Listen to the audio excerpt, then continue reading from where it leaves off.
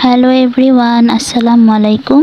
Welcome back to my channel. সবাইকে স্বাগত জানাচ্ছি আজকের পর্বে খুবই মজার এবং সহজভাবে বাটার বন তৈরির একটি রেসিপি শেয়ার করছি।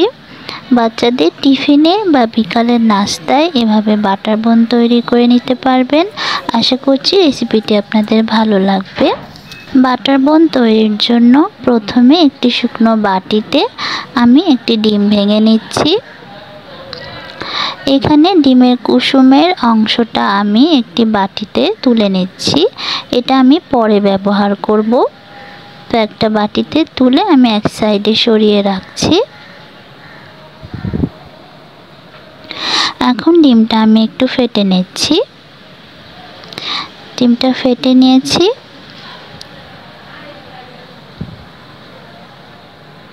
এখন এখানে হাফ কাপ পরিমাণ লিকুইড দুধ দিয়ে দিয়েছি। দুধটা হালকা কুসুম গরম আছে। 1.5 চা চামচ ইস্ট দিয়ে দিয়েছি আর হাফ চা চামচ দিয়েছি ব্রেড ইমপ্রুভার না থাকলে না দিলেও চলবে। আর এখানে আমি 2 টেবিল চামচ চিনি দিয়ে দিচ্ছি। ব্রেড ইমপ্রুভার ব্রেড তৈরির ক্ষেত্রে ব্যবহার করলে ব্রেডের ভিতরে যে একটা জালি জালি ভাব থাকে সেটা আসে আর ব্রেডটা খুব বেশি সফট হয়।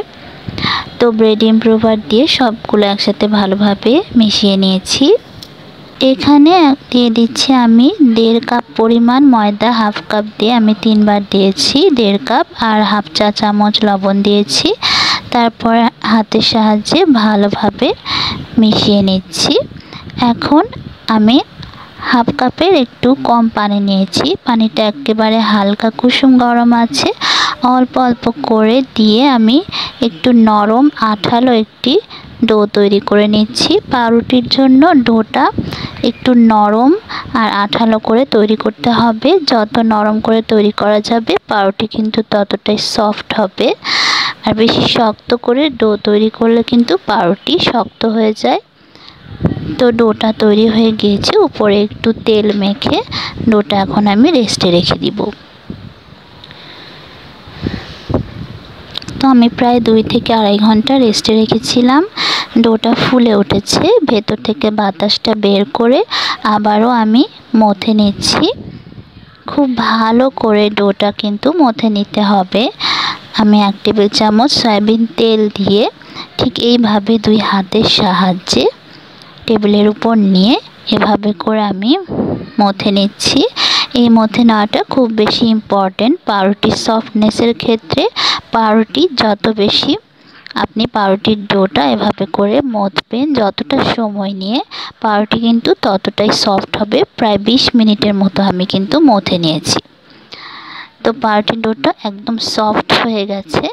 এখন আমি এটা 5টি ভাগে ভাগ করে নিচ্ছি। তো 5টি ভাগে ভাগ করে নিয়েছি। একটি অংশ নিয়ে 2 হাতের সাহায্যে এভাবে লম্বা একটি দড়ির মতো তৈরি করে নিচ্ছি। একটু লম্বা করে তৈরি করে নিয়েছি।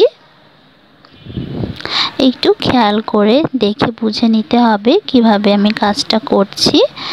এখন এই দড়িটার 2 সাইড থেকে অর্ধেক অংশ 2 সাইড থেকে নিয়ে এভাবে করে পেঁচিয়ে নিচ্ছি। আর আরেকটি অংশ আমি 4 সাইড থেকে এভাবে করে উঠিয়ে দিয়ে দিয়েছি।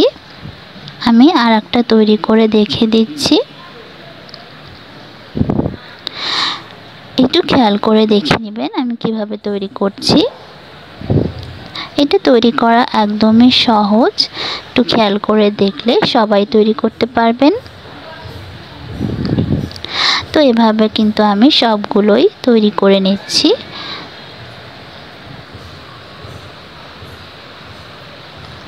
তো আমি সবগুলো তৈরি করে নিয়েছি এবং একটি বেকিং ট্রের উপরে নিয়ে নিয়েছি এবং 15 থেকে 20 মিনিট রেস্টে রেখেছিলাম। এতে করে এটা আরেকটু ফুলে উঠেছে।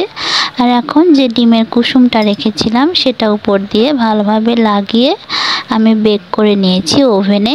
20 মিনিটের মতো বেক করে নিয়েছি। আপনারা চাইলে চুলায়ও বেক করতে পারবেন। কেক যেভাবে বেক করে বড় একটি হাঁড়ির মধ্যে স্ট্যান্ড বসিয়ে ট্রেটা বসিয়ে দিতে হবে। চুলাতেও প্রায় 25 থেকে 30 মিনিটের মতো বেক করে নিতে পারবেন। তো আমার বড় হাঁড়ি নেই, তাই আমি ওভেনেই বেক করে নিয়েছি। ওভেনে বেক করলে উপর থেকে সুন্দর একটি কালার আসে। তো দেখতে পাচ্ছেন পাউরুটিগুলো কতটা সফট হয়েছে, একদম নরম তুলতুলে, এবং ভিতরেও কিন্তু বেশ জালি জালি হয়েছে। তো এখন আমি পাউরুটিগুলো এভাবে করে স্লাইস করে নিচ্ছি, একটি ব্রেড নাইফের সাহায্যে স্লাইস করে নিয়েছি। আর এখন এখানে আমি হুইপিং ক্রিম নিয়েছি, কেক বানানোর যে হুইপ ক্রিম সেটা আমি তৈরি করে নিয়েছি। আপনারা চাইলে বাটার দিয়ে বাটার ক্রিম তৈরি করে ব্যবহার করতে পারেন। আমার কাছে বাটার ছিল না, তাই আমার কাছে হাতের কাছে হুইপ ক্রিম ছিল। হুইপ ক্রিমটা দিয়ে আমি বাটার বোনটা তৈরি করছি। তো মাঝখানে এভাবে আমি ক্রিমগুলো কিন্তু স্প্রেড করে দিচ্ছি। আপনাদের পছন্দ মতো কম বেশি করে ক্রিম দিয়ে নেবেন। তো সবগুলো আমি ক্রিম দিয়ে তৈরি করে নিয়েছি। তো আমার বাটার বোনটা একদমই রেডি হয়ে গিয়েছে। এই বাটার বোনটা খেতে অনেক বেশি মজার হয়ে থাকে এবং ঘরে স্বাস্থ্যসম্মত উপায়ে কিন্তু তৈরি করা যেতে পারে। তো আপনারা চাইলে বাচ্চাদের এভাবে তৈরি করে বাচ্চাদের টিফিনে দিয়ে দিতে পারেন, বিকালের নাস্তায়ও তৈরি করতে পারবেন। তো আশা করছি ভিডিওটা আপনাদের ভালো লেগেছে। ভালো লেগে থাকলে অবশ্যই একটি লাইক করে দিবেন এবং আমার চ্যানেলটি সাবস্ক্রাইব করে চ্যানেলের সাথেই থাকবেন। সবাই খুব বেশি ভালো থাকবেন। আল্লাহ হাফেজ।